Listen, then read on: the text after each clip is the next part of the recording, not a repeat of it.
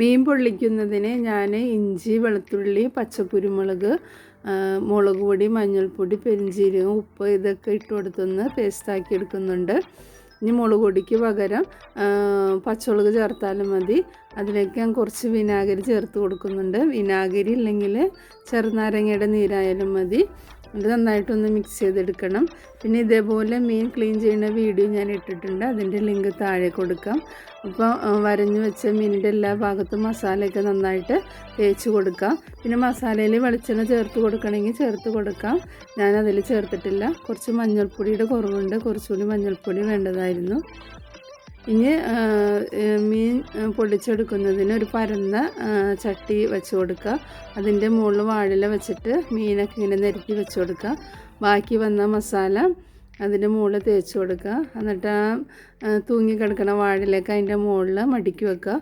ഇതിൻ്റെ മുകളിൽ ഒരു മൂടിപ്പാത്രം വെച്ച് മൂടിയാലും മതി, അല്ലെങ്കിൽ ഒരു വാഴയില വെച്ച് കൊടുത്താലും മതി. ഇനി വാഴയിലില്ലാതെ മീൻ പൊള്ളിക്കുന്നൊരു വീഡിയോ ഞാൻ നേരത്തെ ഇട്ടിട്ടുണ്ട്, അതിൻ്റെ ലിങ്കും താഴെ കൊടുക്കുക. അപ്പോൾ ഒരു മീഡിയം ഫ്ലെയിമിലൊക്കെ ഇടുന്ന ഇത് വേവണം.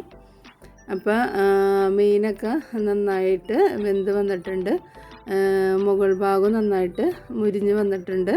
അപ്പോൾ ഇത് മറിച്ചിടണമെന്നൊന്നുമില്ല, ഇങ്ങനെ തന്നെ കിടന്നാലും മതി. ഇനി മറിച്ചിട്ട് വേവിക്കണമെങ്കിൽ മറിച്ചിടാം. ഇനി ഇതിൻ്റെ ആവി വെള്ളം നെയ്യൊക്കെ നന്നായിട്ട് തെളിഞ്ഞ് വന്നിട്ടുണ്ട്. ഇനി ആ വെള്ളം ഒന്ന് വറ്റിപ്പോകുന്നതിന് കുറച്ച് നേരം ഒന്ന് തുറന്ന് വെച്ച് വേവിച്ച് കഴിഞ്ഞാൽ വെള്ളമൊക്കെ ഒന്ന് വറ്റി നന്നായിട്ട് പൊള്ളിച്ചെടുത്തോണം തന്നെ നമുക്ക് കിട്ടും. അപ്പോൾ എപ്പോഴൊക്കെ വെളിച്ചെണ്ണയിലൊക്കെ ഇട്ട് മീൻ വറുത്തെടുക്കാതെ ഇതേപോലെയൊക്കെ ഒന്ന് എല്ലാവരും ഒന്ന് ട്രൈ ചെയ്ത് നോക്കുക. ആ നല്ല മീനിൻ്റെ ഒറിജിനൽ രുചിയും കിട്ടും, മസാലയുടെ നല്ല ടേസ്റ്റായിരിക്കും. മീനൊക്കെ നന്നായിട്ട് പൊള്ളിച്ച് കിട്ടിയിട്ടുണ്ട്. ഇതേപോലെ എല്ലാവരും ഒന്ന് ട്രൈ ചെയ്ത് നോക്കുക.